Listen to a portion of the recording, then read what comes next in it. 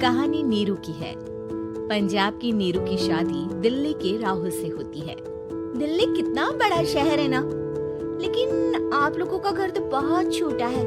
हमारे पंजाब में तो ये बड़े बड़े घर होते हैं कि मजा ही आ जाता है। कोई बात नहीं नीरू, मैं भी तुम्हारे लिए बहुत बड़ा मकान बनाऊंगा बहुत जल्दी। नीरू के पिता जहाँ पंजाब के जाने माने व्यापारी थे, वहीं उसका पति राहुल दिल्ली में एक सिंपल नौकरी करता था। माँ, यहाँ तो घी मक्खन इतना महंगा है कि क्या बताऊँ। मैं तो तरस ही जाती हूँ घी खाने के लिए। नीरू की माँ को ये सुनकर बहुत दुख होता है। मेरी बेटी को घी नसीब नहीं हो रहा है और ये बहू यहाँ बैठकर घी में शक्कर डाल रही है। देख वनिता, मैं साफ कह रही हूँ, इस घर में जितना घी आएगा उतना ही मेरी बेटी के घर दिल्ली भी जाएगा। अरे ये क्या बात होती है माँ जी? बेटी का उतना ही करो जो अच्छा लगे। अब क्या मायके से घी और मक्खन तक की सप्लाई करोगी आप? हाँ, मेरी बेटी किसी चीज को तरसे मुझसे बर्दाश्त नहीं होता। अब क्या था, नीरू के मायके में 2 किलो घी आता तो 2 किलो दिल्ली जाता नीरू के पास। एक दिन, माँ बड़ी गर्मी पड़ती है दिल्ली में। इस घर में तो एक ही एसी है और वो भी ड्राइंग रूम में। सारा परिवार एक ही कमरे में सोता है। हाँ बेटा, वो तो हर घर की कहानी है। यहाँ भी एक ही एसी है। मेरे दिल इतना आता है कि क्या बोलूं।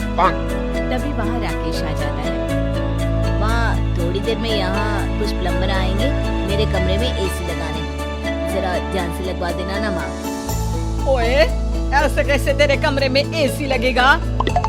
ओह राकेश, एक बार बात तो कर लेता। अरे पापा, वो वनिता को गर्मी में नींद नहीं आती। ड्राइंग रूम में सबके साथ सोने में वो अनकंफर्टेबल है, इसलिए। अरे पूरे परिवार के साथ वहाँ तेरी बहन नीरू भी तो सोती है, वो नहीं हो रही क्या अनकंफर्टेबल? समझ रहा है ना? अगर एसी लगेगा तो एक दिल्ली में तेरी बहन के कमरे में भी लगेगा, तभी तू लगा सकेगा। राकेश वनिता को सारी बात बताता है। वनिता करती भी क्या, मन मार कर बैठ जाती है। माँ, ये लोग ठीक नहीं है, क्या करूँ मैं? अरे बेटी, यहाँ आ जा तू, यहाँ आकर रह ले। अरे छोड़ दे ऐसे पति को। कैसे छोड़ दूँ माँ?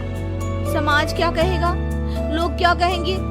वैसे भी मेरा एक बेटा है मयंक। अरे हटा बेटा, तेरी उम्र ही क्या है, इतनी परेशान रहेगी तो काम कैसे चलेगा? खैर, बात आई गई हो जाती है। माँ को लगता है कि नीरू ठीक है, तो वहीं नीरू के मन में एक ही लाइन चल रही होती है, यहाँ आ जा। माँ ने तो बोल ही दिया है कि यहाँ आ जा। बस मयंक थोड़ा सा बड़ा हो जाए, इन गरीबों को छोड़कर मैं वापस माँ के पास ही चली जाऊंगी। वो इसी सोच में बाजार में चल रही थी कि मैम, आपका दुपट्टा जमीन को छू रहा है। नीरू जैसे ही उस लड़के की तरफ देखती है, देखती ही रह जाती है। हाय रे, कितना सुंदर लड़का है ये। अब क्या हुआ? मैंने कहा आपका दुपट्टा। तो खुद ही उठाकर दे दो ना। लड़का समझ जाता है कि नीरू उस पर फिदा हो चुकी है। वो उससे उसका नंबर लेकर चला जाता है। अब क्या था, नीरू और रोहित में लगातार बातें होने लगती है। मैं हरियाणा का रहने वाला हूँ, यहाँ एक बड़ी कंपनी का मैनेजर हूँ। अच्छा, और कितने बच्चे हैं तुम्हारे? बच्चे? अरे मेरी तो शादी भी नहीं हुई है। तुम बताओ, शादी करोगी? नीरू शर्मा जाती है। अब लेकिन मैं तो पहले से ही शादीशुदा हूँ। मुझे फर्क नहीं पड़ता, बस तुम शादी कर लो, भाग चलते हैं। बहुत पैसे वाला हूँ मैं, हमेशा खुश रखूंगा तुम्हें। नीरू रोहित से मिलकर सारा प्लान बना लेती है और फिर एक दिन घर से भाग जाती है। दोनों शादी कर लेते हैं। शादी के बाद, क्या बात है नीरू, तुम्हें परेशान सा देखता हूँ, सब ठीक तो है ना? हाँ हाँ, सब ठीक है।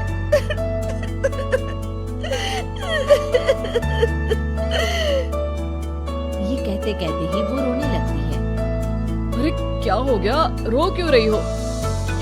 मैंने तुमसे एक बात छिपाई है और वही बात अब मुझे परेशान कर रही है। रोहित, मेरा एक बेटा भी है, उसका नाम मयंक है। क्या बात कर रही हो? ये तुमने मुझे पहले क्यों नहीं बताया? देखो नीरू, मेरी माँ को मैंने ये नहीं बताया है कि तुम शादीशुदा हो। बच्चा मैं मैनेज नहीं कर पाऊंगा। नीरू को समझ में नहीं आता कि वो क्या करे। तुम उस बच्चे को अपनी माँ को क्यों नहीं दे देती? नीरू चुपके से माँ को फोन करती है। माँ, क्या मयंक को तुम रख सकती हो? बेटा, मैं राकेश के साथ बात करती हूँ। आखिर घर का बेटा वही है, जो वो बोलेगा। वैसे भी बेटा, तूने जो किया है ना, उसके बाद से पूरा घर तेरी बुराई कर रहा है। मैं भी अब किसी से तेरे लिए लड़ नहीं सकती।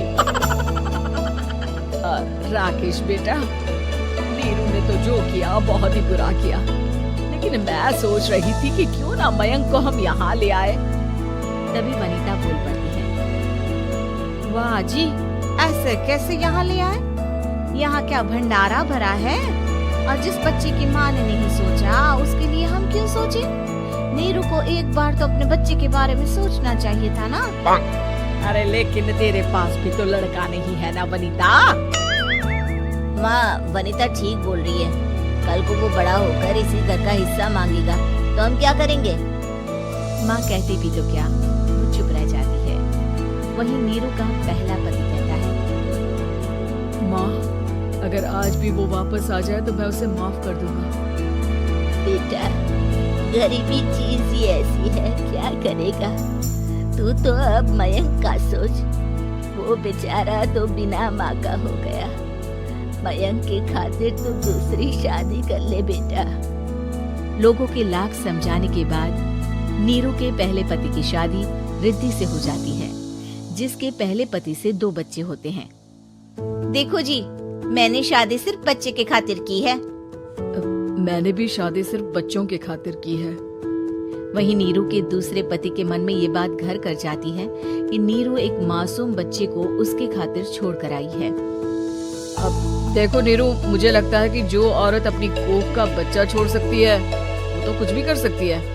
कल को तुम्हें मुझसे अच्छा कोई मिल गया तो तुम तो मुझे भी बाय बाय कर दोगी ना।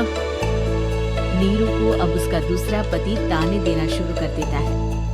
तंग आकर नीरू उसके यहाँ से भागकर अपने पहले पति के पास चली जाती है, लेकिन ससुराल में क्या लेने आई है नीरू, मयंक को? नहीं सासू माँ, मुझसे गलती हो गई, मुझे माफ कर दीजिए। नीरू, अब वक्त खत्म हो गया है, मेरी शादी हो चुकी है। तो छोड़ दो ना उसे, हमारा बच्चा है। मैं आपको अपनी माँ नहीं मानता। मेरी नहीं मान तो बात पूछिए। नीरू मयंक की बात सुनकर समझ जाती है कि उसके पास अब ना आसमान रहा, ना ही जमीन।